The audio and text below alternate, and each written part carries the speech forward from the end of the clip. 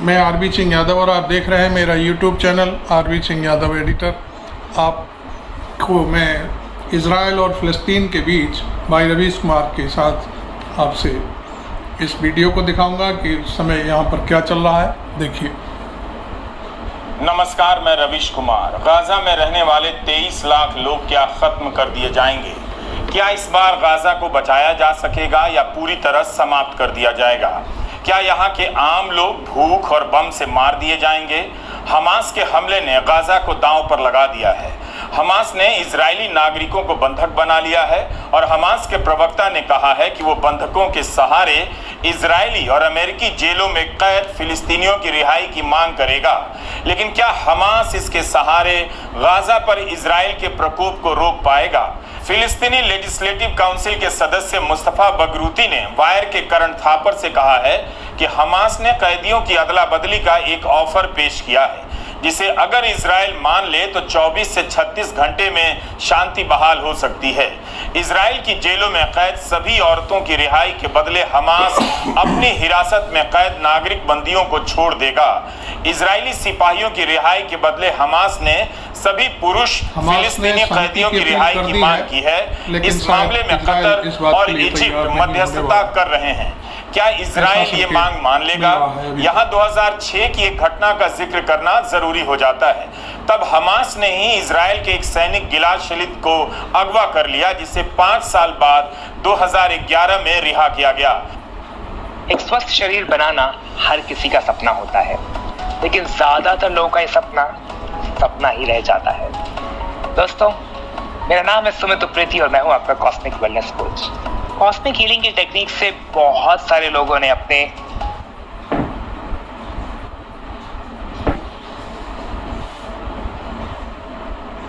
यह video Israel सरकार के YouTube चैनल पर मौजूद है। 19 साल के गिलाद शलीत को इजराइल के भीतर से अगवा किया गया था। उस घटना में 2 इजरायली सिपाहियों की मौत भी हुई थी। जवाबी कार्रवाई में इजराइल ने गाजा पर बहुत बमबारी की। 5 साल तक यह विवाद चला और अंत में इजराइल को करीब 1000 फिलिस्तीनी कैदियों को रिहा करना पड़ा, जिन्हें इजराइल ने घातक हमलों का आरोप लगाकर बंदी बनाया था।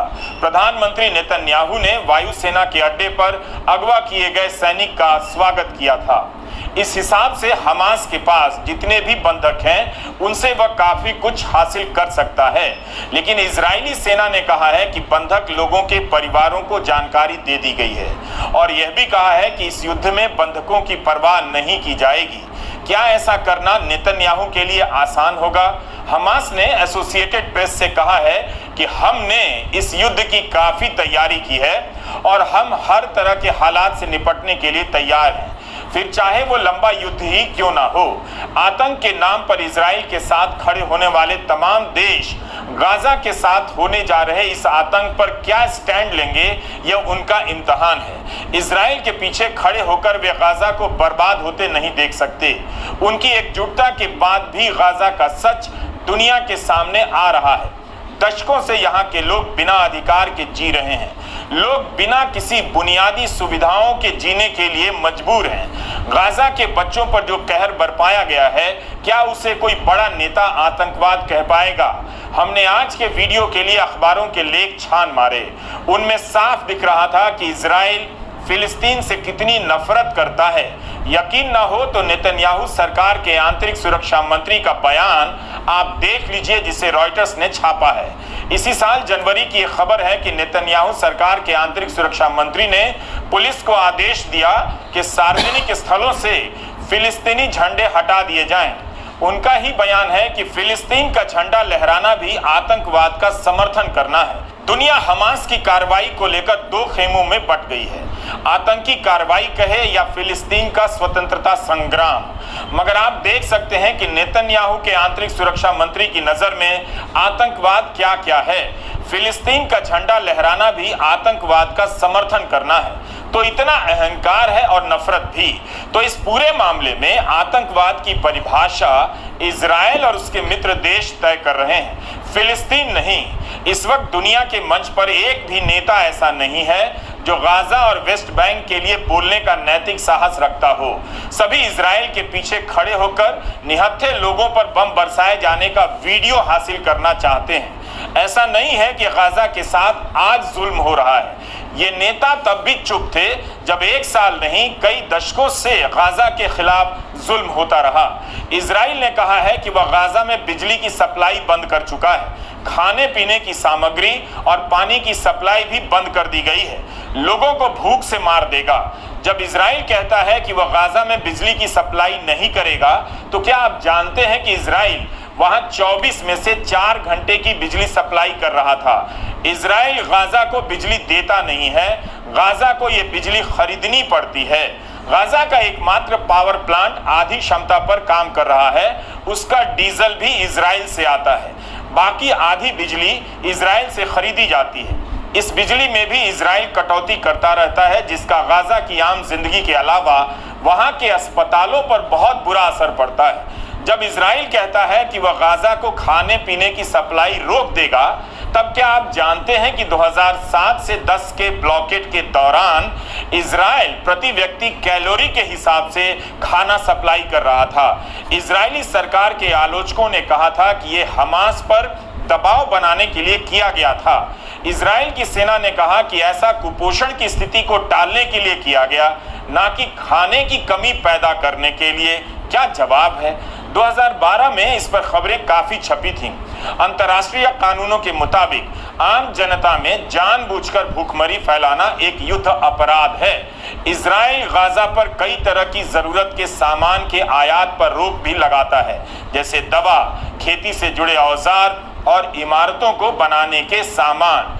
2011 के जेरूसलम पोस्ट और NBC की एक खबर आपसे साझा करना चाहता हूं। 2008 में एडवर्ड स्नोडेन की विकीलीक्स में पर्दाफाश हुआ था कि इजराइल गाजा की अर्थव्यवस्था को समाप्त कर देना चाहता है, इस स्तर पर ला देना चाहता है कि किसी तरह से चलती रहे और मानवाधिकार का संकट भी ना हो।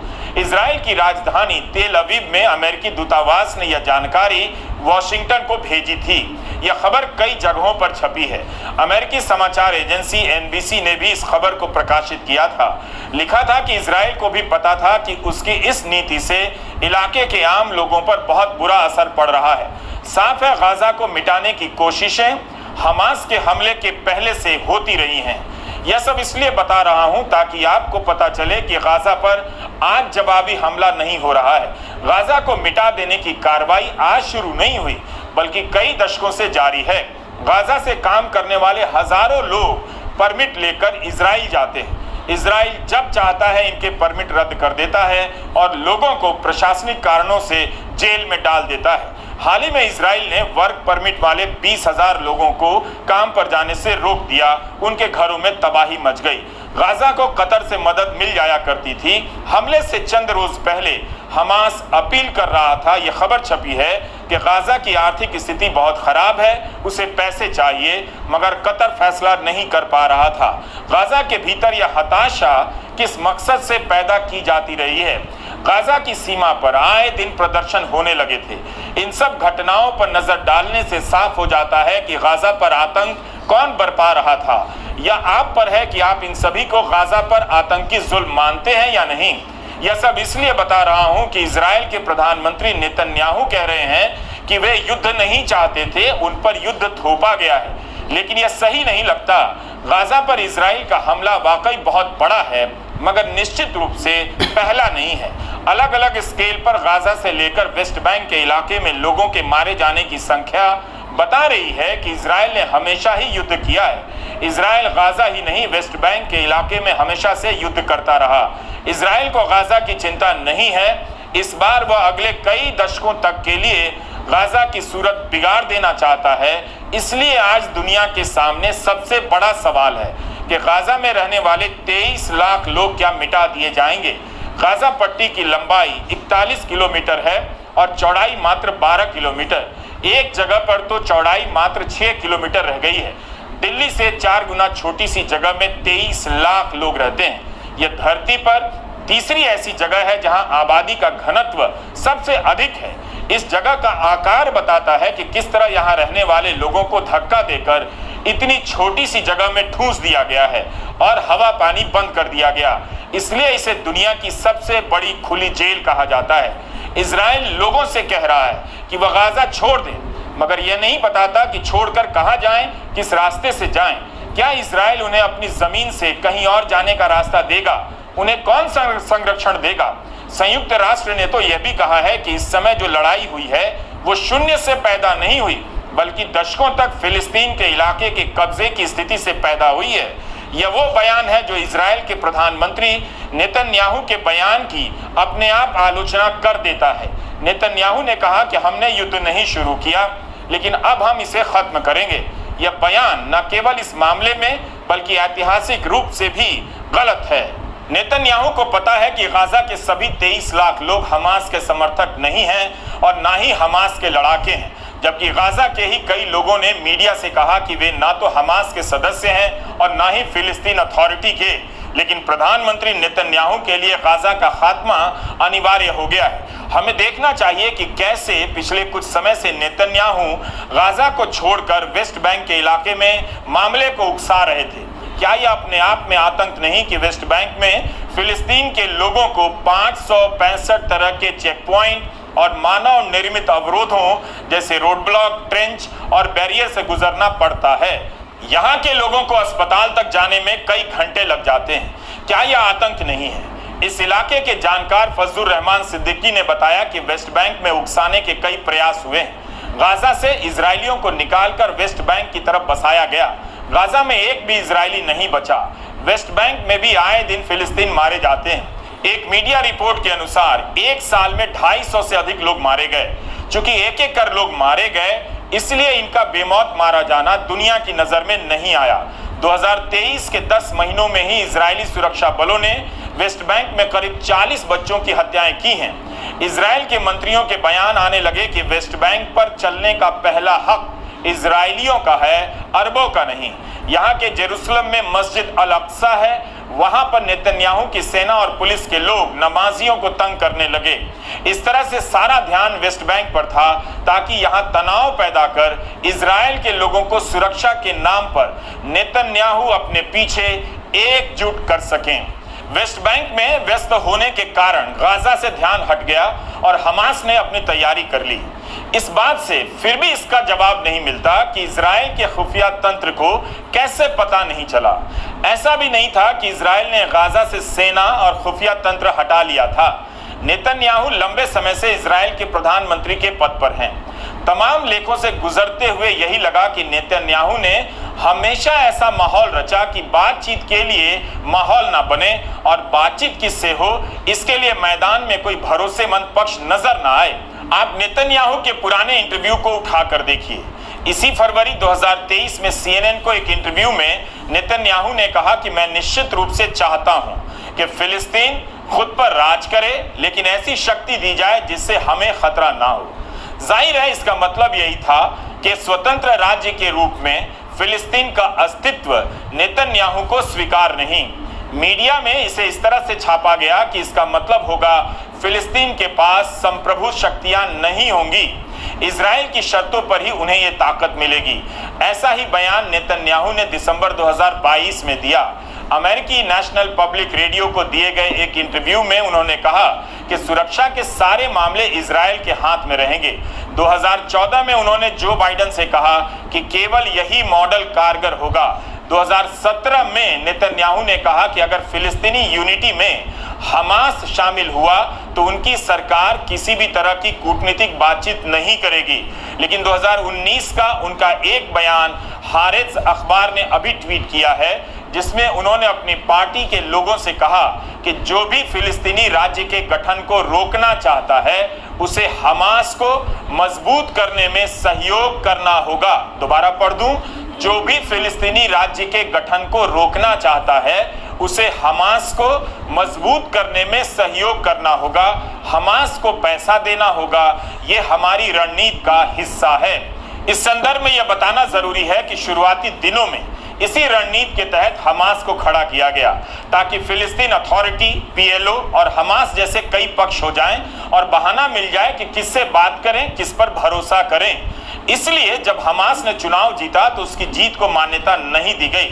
कभी हमास गुलेल से पत्थर चलाने के लिए जाना गया, अब उसके लड़ाके रॉकेट चला रहे हैं। यह सब कैसे हो गया? 7 अक्टूबर को हमास का हमला हुआ, आज 4 दिन हो गए, मगर इसका जवाब नहीं मिला कि हमास की मदद किसने की, हमास ने इतनी तैयारी कैसे कर ली, 5000 रॉकेट उसके पास कहां से आ गए, पैराग्लाइडिंग की ट्रेनिंग कहीं तो हुई होगी। इस जवाब के लिए आप सभी को कितना लंबा इंतजार करना पड़ेगा? आप चाहें तो टाइम्स ऑफ इजराइल के संपादकीय पन्ने पर टेल श्नाइडर के इस लेख को पढ़ सकते हैं। हेडिंग है for years Netanyahu propped up Hamas, now it's blown up in our faces. इसमें साफ साफ लिखा है कि नेतन्याहू ने वर्षों तक हमास को संरक्षण दिया, मगर अब यह संगठन उनके हाथ से निकल चुका है। वेस्ट बैंक में फिलिस्तीन अथॉरिटी के महमूद अब्बास को कमजोर करने के लिए गाजा में हमास को खड़ा किया गया।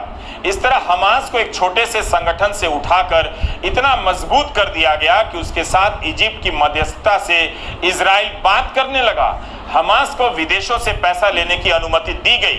गाजा के मजदूरों को मिलने वाले वर्क परमिट की बातचीत में भी इजराइल हमास को शामिल करने लगा। इजराइल की नीति रही है कि फिलिस्तीन अथॉरिटी को बोझ समझो और हमास को एसेट की तरह देखो। ये बात मौजूदा वित्त मंत्री ने 2015 में खुद कही। इस दौरान हमास द्वारा छोटे मोटे हमलों को नजरअंदाज कर दिया गया। ये सब टाइम्स ऑफ इजराइल की संपादकीय में लिखा है। इजराइल को एक दुश्मन चाहिए था, वो मिल गया, और इन अखबारों में छपे कई लेखों के अनुसार इसे खड़ा करने में इजराइल और अमेरिका का ही हाथ रहा। 2009 में अमेरिकी सीनेट के एक सदस्य रॉन पॉल ने भी सीनेट के भीतर आरोप लगाया कि हमास को खड़ा करने में अमेरिका का हाथ रहा है। अगर आप पुरानी खबरों को पलटेंगे तो पता चलेगा कि इजराइल फिलिस्तीन के संगठनों को बांटने की नीति के चलते फिलिस्तीनी राज्य के सवाल को टालने में रहा और सफल भी रहा। इजराइल से इनकी बातचीत बंद हो गई। उससे ज्यादा तो हमास और फिलिस्तीनी अथॉरिटी के बीच अपने प्रभाव क्षेत्र को लेकर करार होने लग गए, मगर इजराइल इस मामले में भी फेल हो गया। इजराइल केवल खुफिया और सैनिक मामलों में ध्वस्त नहीं हुआ, बल्कि कूटनीतिक और राजनीतिक मामलों में भी कच्चा खा गया। अरब देश तेल के व्यापार की छवि से निकलने के लिए बेताब थे। उन्हें फिलिस्तीन का मुद्दा बोझ लगने लगा। वे किसी बहाने से इजराइल के करीब जाने लगे ताकि खेती के विस्तार की तकनीक मिले और साइबर सुरक्षा मजबूत हो। इजराइल को लगा कि अब उसके लिए फिलिस्तीन को कुचल देना आसान होगा, क्योंकि अरब देशों को उसकी परवाह नहीं। चुनौती अरब देशों के लिए भी है, जो फिलिस्तीन के मुद्दे को दशकों तक दुनिया के मंच पर उठाते रहे। लेकिन क्या यही अरब देश इजराइल से अपने नए बन रहे संबंधों को किनारे कर फिलिस्तीन और गाजा की तबाही को रोकने का गंभीर प्रयास करेंगे? यह सवाल संयुक्त अरब अमीरात, सूडान, बहरीन और मोरक्को से भी है, जिन्होंने हाल में इजराइल से कूटनीतिक रिश्ते बेहतर किए हैं। इन रिश्तों को बेहतर करने में इजराइल को कई दशक लग गए। इनके बीच लंबे समय तक कांटा बने रहने वाला फिलिस्तीन गायब भी होने लगा, और कुछ देशों ने तो इजराइल से संबंध फिलिस्तीन के नाम पर ही बनाने शुरू कर दिए। अब उन्हें अपनी जनता को जवाब देना पड़ सकता है। यह इजराइल के लिए बहुत बड़ी जीत थी। वह दिखा रहा था कि पूरे क्षेत्र में उसका विरोध खत्म हो रहा है। अब वो चाहे जो कर सकता है, मगर सब पलटने लगा है। क्या इजराइल इन नए संबंधों को दांव पर लगाकर गाजा को पूरी तरह मिटा देगा? हमास के हमले के बाद फिलिस्तीन फिर से अरब देशों की राजनीति के केंद्र में आ गया है। हमास के हमले ने इजराइल को सैनिक स्तर पर ही नहीं, बल्कि कूटनीतिक स्तर पर भी फेल कर दिया। यह जरूर है कि ज्यादातर अरब देश इजराइल के साथ खड़े हैं, मगर मोरक्को, लीबिया, संयुक्त अरब अमीरात और सऊदी अरब की जनता फिलिस्तीन की रट लगा रही है। संयुक्त अरब अमीरात, इजिप्ट, कतर, तुर्की और सऊदी अरब ने हिंसा को रोकने की मांग की है। ये सभी देश उसी भौगोलिक क्षेत्र से आते हैं जहां पर इस हिंसा के फैल जाने की आशंका है। सऊदी अरब ने फिलिस्तीनी लोगों की मांग को दुनिया के सामने उठाया और हिंसा को रोकने की मांग की। कतर ने भी हिंसा भड़काने के लिए इजराइल पर आरोप लगाए हैं। सालों से उनके अधिकारों के हनन और अल अक्सा मस्जिद में इजरायली बलों द्वारा बार बार घुसपैठ का हवाला दिया गया। हमले के बाद तुर्की ने मध्यस्थता का प्रस्ताव पेश किया, जिसे लेकर तुर्की में इजराइल के राजदूत ने कह दिया कि अभी मध्यस्थता की बात करना जल्दबाजी है। तुर्की के राष्ट्रपति एर्दोगन ने इजराइल के राष्ट्रपति आइजैक हर्जाग से कहा है कि गाजा के लोगों पर एक मुश्त हमला करने से स्थिति और खराब होगी और इलाके में हिंसा का चक्र बढ़ता जाएगा। तो एक तरह से फिलिस्तीन को किनारे कर अरब देशों को साधने की इजराइल की कोशिशें फेल हो गई हैं। इजराइल की इस राजनीतिक और कूटनीतिक असफलता पर कम बात हो रही है। यही कारण है कि वह अपने टारगेट को केवल गाजा तक सीमित रखना चाहता है। वह गाजा को मिटा देने के लिए ललकार तो रहा है, लेकिन जैसा शुरू में लगा था कि वह इस इलाके में अन्य देशों पर भी बरस पड़ेगा, ऐसा नहीं हुआ। हमास के पीछे ईरान और लेबनान के होने की खबरें आई थी, मगर अब इजराइल की सेना ने कहा है कि इस बात के कोई ठोस साक्ष्य नहीं है कि हमास के हमले में ईरान का हाथ था। ईरान के विदेश मंत्रालय ने हमास को समर्थन देने से इनकार किया है। इस बीच अमेरिका से पेंटागन के प्रवक्ता ने कहा है कि हमले में ईरान का हाथ है, लेकिन कोई ठोस सबूत नहीं है। तब फिर हमास के पीछे कौन है, किसने उसे इतने संसाधन उपलब्ध कराए? यह तमाम जानकारियां आपको समझने में मदद कर सकती हैं कि गाजा में क्या चल रहा है और गाजा को दबाने या मिटाने की कोशिश क्यों हो रही है। आप यह भी देखेंगे कि वेस्ट बैंक की फिलिस्तीन अथॉरिटी कमजोर पड़ चुकी है। विरोध या प्रतिरोध की कोशिश केवल गाजा से हो रही है। रूस ने हमास की निंदा नहीं की है, लेकिन कहा है कि इस मामले में सबसे भरोसे का समाधान यही होगा कि साथ का साथ फिलिस्तीनी राज्य का गठन कर दिया जाए। 10 अक्टूबर की शाम रूस के राष्ट्रपति पुतिन का भी बयान आ गया कि इजराइल और हमास की लड़ाई मध्य पूर्व में अमेरिका की नीतियों की नाकामी को दर्शाती है। पुतिन ने कहा कि एक संप्रभु फिलिस्तीनी राज्य का गठन आवश्यक है। पुतिन का कहना है कि दुनिया में शांति कायम करने के जितने भी प्रयास चल रहे हैं, उन पर अमेरिका अपना एकाधिकार रखना चाहता है। अक्सर उसने ऐसे समझौतों को नजरअंदाज किया है जिससे दोनों पक्ष सहमत होते हैं। अमेरिका ने फिलिस्तीन के हितों को अनदेखा किया। रूस ने यह लाइन लेकर इजराइल और अमेरिका दोनों को मुश्किल में डाल दिया है। रूस का कहना है कि वह दोनों पक्षों के संपर्क में है। चीन ने हमले की निंदा नहीं की है। विदेश मंत्रालय के प्रवक्ता ने कहा है कि चीन को फिलिस्तीन और इजराइल के बीच लड़ाई से नागरिकों की मौत का दुख है। नागरिकों पर हमले को गलत बताया है और फिलिस्तीन के मुद्दे पर ऐसे उपाय की अपील की है जिसमें सभी पार्टियों की मांगें सुनी जाएं। हमले के बाद पहले बयान में चीन ने तुरंत युद्ध विराम की बात कह दी। उस बयान में चीन ने हमास का नाम नहीं लिया और स्वतंत्र फिलिस्तीनी राज्य की मांग को दोहरा दिया। इस बयान पर इजराइल और अमेरिका ने चीन की निंदा कर दी। नेतन्याहू कूटनीतिक से लेकर रणनीतिक असफलताओं से घिर गए हैं। वे भले टीवी पर दहाड़ रहे हो, मगर उनकी असफलता ने इजराइल की प्रतिष्ठा को लंबे समय के लिए चोट पहुंचाई है। यह दाग हर तरह से कमजोर गाजा को खत्म कर देने से नहीं मिटने वाला। हमने आपको 9 अक्टूबर के वीडियो में बताया कि नेतन्याहू भ्रष्टाचार के आरोपों में घिरे थे। विपक्ष हमलावर हो रहा था। सुप्रीम कोर्ट से सजा का भय सता रहा था। वे सुप्रीम कोर्ट पर लगाम लगा रहे थे। जनता नेतन्याहू के खिलाफ सड़कों पर उतर रही थी, इसलिए वे सभी को साधने में लग गए। हमास के हमले ने नेतन्याहू के पीछे फिलहाल सभी को एकजुट कर दिया है, लेकिन अंतिम रूप से नहीं। ऐसा नहीं कि नेतन्याहू से इस वक्त सवाल नहीं हो रहा है। पश्चिमी मीडिया या भारत के गोदी मीडिया में यह बताया जा रहा है या नहीं, आप देख सकते हैं, लेकिन इजराइल के एक बड़े अखबार हारेट्स का संपादकीय गौर करने लायक है। जंग के माहौल के बीच ये अखबार अपनी सरकार की धज्जियां उड़ा रहा है। इसकी पहली लाइन है कि इस समय इजराइल डिफेंस फोर्स के चीफ ऑफ स्टाफ की मानसिक स्थिति कैसी होगी, क्या वे इस लड़ाई के योग्य भी हैं? भारत में इजराइल के सैनिक तंत्र की बात करने वालों के बीच हारेट्स अखबार का यह संपादकीय पढ़ा जाना चाहिए। 9 अक्टूबर के संपादकीय में रोजल एल्फेर ने लिखा है कि चीफ ऑफ स्टाफ को पता है कि देश के इतिहास की इस सबसे बड़ी सैनिक असफलता के जिम्मेदार वही हैं। वे इजराइल की रक्षा करने में असफल रहे हैं, लेकिन यह नाकामी से भी ज्यादा है।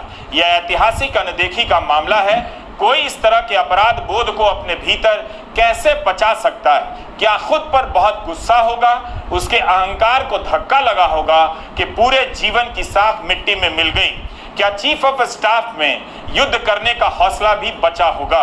यह संपादकीय बताता है कि युद्ध के इस माहौल के बीच में भी एक अखबार अपनी सेना के प्रमुख की इस तरह से खिंचाई कर सकता है।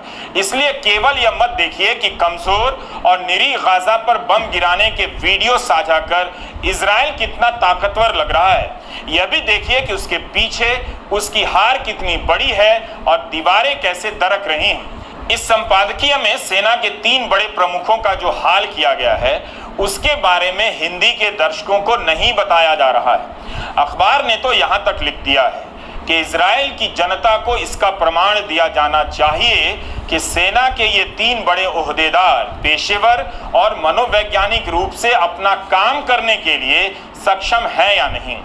भारत में इजराइल के नाम पर फर्जी राष्ट्रवाद का बाजा बजाने वाले इस संपादकीय को पढ़ लें, सांसें फूल जाएंगी। और अभी रुकिए, प्रधानमंत्री नेतन्याहू के बारे में हेराज अखबार लिखता है कि उनकी मानसिक स्थिति कैसी है। हम सभी को उनके व्यक्तित्व के बारे में पता है। उस हिसाब से यह माना जा सकता है कि उनकी अंतरात्मा को फर्क ही नहीं पड़ रहा होगा। वे इस हमले के लिए जिम्मेदार हैं, यह देखने योग्य ही नहीं है। आगे की पंक्ति अंग्रेजी में पढ़ देता हूं, भयानक है। हेराज लिखता है कि we should not be trusting the judgement of a megalomaniac, one who must now realise that his dreams of greatness have been shattered and his life's work has gone down the drain. Hindi में यही मतलब हुआ कि हमें एक सनकी पर भरोसा नहीं करना चाहिए। क्या बात। हेराज अखबार ने नेतन्याहू के बारे में लिखा है। इस संपादकीय को पढ़कर आपकी आंखें खुल जानी चाहिए। भारत में भी ये पढ़ा जाना अपने मोहल्ले के उन देशभक्तों को ठीक से समझ लेना चाहिए जो इजराइल के इस अखबार से भी ज्यादा नेतन्याहू भक्त बने हुए हैं। ईश्वर को छोड़कर नेताओं की भक्ति की इनकी आदत हर दिन मूर्खता की ओर धकेल रही है। हमास के हमले से इजराइल की बौखलाहट समझी जा सकती है। आयरन डोम और मिसाइलों के तंत्र के वीडियो जारी कर सुरक्षा को लेकर उसने दुनिया के स्तर पर जो धारणा बनाई थी वो अब ध्वस्त हो गई है। फिलिस्तीन के मुद्दे के लिए लड़ने वाले जानते हैं इसके पीछे उनका इतिहास है। जब भी इस तरह का हमला होता है दुनिया उनके मुद्दों को लेकर बातचीत के लिए मजबूर होती है। ओस्लो से लेकर मैड्रिड समझौते में यही हुआ। भले ही उन समझौतों को इजराइल ने लागू नहीं किया, मगर यह संघर्ष इसी तरह की उम्मीदों से आगे बढ़ता रहा कि हर दिन उसके लोग मारे जा रहे हैं, उनके लोगों के कोई अधिकार नहीं, मौत के अलावा कोई जीवन नहीं। उसकी जमीन पर कब्जा हो रहा है। जब जमीन ही नहीं बचेगी तो किस जमीन पर फिलिस्तीनी राज्य का सपना देखेंगे। सोमवार दोपहर संयुक्त राष्ट्र की मानवाधिकार परिषद में फिलिस्तीन के इलाके और अन्य जगहों पर मारे गए निर्दोष लोगों के लिए मौन रखा गया। यूरोपियन यूनियन ने पहले कहा कि वो फिलिस्तीन को दी जाने वाली $700 मिलियन की सहायता राशि की समीक्षा करना चाहता है। जब इस बयान की निंदा हुई तो यूरोपियन यूनियन ने बयान बदलकर कहा कि हम समीक्षा करना चाहते हैं कि इस राशि का गलत इस्तेमाल ना हो। पहले कहा गया था कि सभी पेमेंट रोक दिए जाएंगे, मगर 5 घंटे के भीतर ही बयान बदल दिया गया। संयुक्त राष्ट्र के सेक्रेटरी जनरल ने कहा कि वे इजराइल द्वारा गाजा पर पूर्ण सीज से व्यथित हैं। उन्होंने कहा है कि हमले से पहले ही गाजा में मानवाधिकारों की स्थिति काफी खराब थी, अब कई गुना बिगड़ जाएगी। हमास के हमले के बाद दुनिया के कई बड़े देश भले इजराइल के साथ आंखें मूंद कर खड़े हो गए हैं, मगर कुछ संस्थाओं को याद है कि इस लड़ाई में एक निर्दोष पक्ष फिलिस्तीन का भी है। फिलिस्तीन का सच बम धमाकों के बीच भी शोर कर रहा है। नमस्कार, मैं रवीश कुमार। थैंक यू रवीश भाई, आपने इतना ज़बरदस्त तरीके से ये सारी चीज़ें सुनाई। और मैं समझता हूँ कि 1948 में कुछ लोग यूरोपीय देशों से आए और उन्होंने कहा कि हमें छत चाहिए, तो उस समय फ़लस्तीन ने उनको रहने के लिए कुछ जगह दे दी थी और आज वही लोग उसको आंखें दिखा रहे हैं या उसकी ज़मीन को पूरी तरह से हड़प लिया है और वो तानाशाह बने हुए हैं। थैंक यू, आपने मेरा वीडियो अब शेयर कर लीजिए, इसको अभी तक नहीं देखा है तो देख लीजिए और मेरे चैनल को सब्सक्राइब ज़रूर करिए। Thank you.